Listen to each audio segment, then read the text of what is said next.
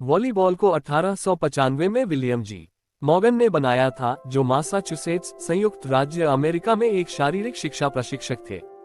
जब वर्ष के सर्दियों में खेला जा सकने वाला एक नया इंडोर खेल चाह रहे थे, तो मॉर्गन ने बास्केटबॉल, बेसबॉल, टेनिस और हैंडबॉल के तत्वों को मिलाकर मिंटोनेट बनाया। वॉलीबॉल नाम को बाद में अल्फ्रेड हेल्स्टेड ने मॉर्गन को सुझाया, जो मानते थे कि खेल का स्वरूप बॉल को पिछले और आगे बार बार मारने में होता है।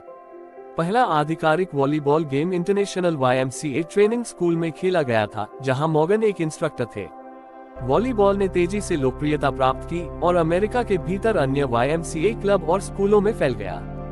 खेल के नियम स्थापित और सुधार किए गए, जिससे खेल का समर्थन किया गया और 1928 में संयुक्त राज्य वॉलीबॉल एसोसिएशन USVBA की स्थापना हुई। अंतर्राष्ट्रीय स्तर पर वॉलीबॉल की वृद्धि भी महत्वपूर्ण रही। पहला विश्व चैंपियनशिप पुरुषों के लिए 1949 में और महिलाओं के लिए 1952 में आयोजित किया गया था। 1947 में federation international day volleyball FIVB की स्थापना हुई थी, जो खेल के अंतर्राष्ट्रीय शासन निकाय के रूप में काम करता है। वॉलीबॉल 1964 टोक्यो खेलों में पुरुषों के लिए और 1964 टोक्यो खेलों में महिलाओं के लिए ओलंपिक में अपना डेब्यू किया। तब से यह एक प्रसिद्ध ओलंपिक खेल बन गया है, जिसने दर्शकों को तेजी से और रोमांचक खेलकूद से प्रभावित किया है। खेल ने विकसित होते समय नई तकनीकें, रणनीतियां और कौशलों को खिलाड़ियों और प्रशिक्षकों द्वारा दुनिया भर में विकसित किया। बीच वॉलीबॉल भी एक प्रसिद्ध रूप है, जो 1996 में ओलंपिक विषय के रूप में मान्यता प्राप्त कर चुका है। आज वॉलीबॉल को विश्व भर में लाखों लोग खेलते हैं और उससे आनंद लेते हैं, प्रारंभिक खिलाड़ियों से लेकर पेशेवर लीगों और अंतर्राष्ट्रीय प्रतियोगिताओं में भाग लेने वाले शीर्ष स्तर के खिलाड़ियों तक। ये खेल एक धनी इतिहास रखता है और आज भी लोगों को प्रेरित करता है कि वे क्रियाशील हों, एक साथ काम करें और कोर्ट पर और बाहर उत्कृष्टता की दिशा में प्रेरित करें। वॉलीबॉल के नियम अंतर्राष्ट्रीय वॉलीबॉल संघ FIVB की ओर से वॉलीबॉल के आसान नियम इस तरह हैं। एक समय पर 2 टीम इसमें खेलती हैं और हर टीम में 6 खिलाड़ी अपनी टीम का प्रतिनिधित्व करते हैं। दोनों टीमों के बीच एक नेट बंधा होता है। खेल शुरू होने से पहले सिक्का उछाल कर टॉस किया जाता है और जो जीतता है उसके पास पहले सर्व करने का अधिकार होता है। सर्व करने का मतलब होता है कि एक खिलाड़ी बेसलाइन के पीछे से गेंद को दूसरी टीम के खेमे आधे कोर्ट के पार में फेंकता है और खेल ऐसे ही आगे बढ़ता है। एक टीम के खिलाड़ी केवल 3 बार ही गेंद को छू सकते हैं और उसके बाद उन्हें अपने प्रतिद्वंदियों के खेमे में ही गेंद को डालना होता है। जो खिलाड़ी सामने से आई सर्व को पिच करता है, वह फोरआर्म्स से अपने साथियों के लिए ये गेंद बनाता है और इसे खेल की भाषा में पास या बम्प सेट कहते हैं। जिस खिलाड़ी को पास मिलता है, या यूं कहें कि जो दूसरे नंबर का खिलाड़ी होता है, उसे सेटर कहते हैं और उसकी कोशिश होती है कि जितना हो सके वह नेट के उतनी नजदीक गेंद को लेकर जा सके ताकि तीसरा खिलाड़ी स्मैश का प्रयोग कर अंक बटोर सके। गौरतलब है कि जो भी खिलाड़ी स्मैश मारता है उसे स्पाइक कहते हैं। इसके बाद सामने वाली टीम उस स्मैश को ब्लॉक कर इसी प्रक्रिया को अपनाती है। नेट के पास अमूमन तौर पर सबसे लंबे खिलाड़ी होते हैं।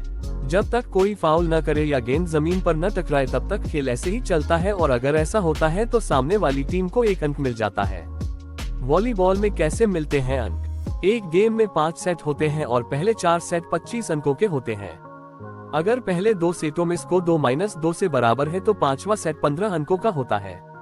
हर रैली टूटने के बाद 1 अंक मिलता है और जिसके खाते में अंक जाता है वही टीम सर्व करती है।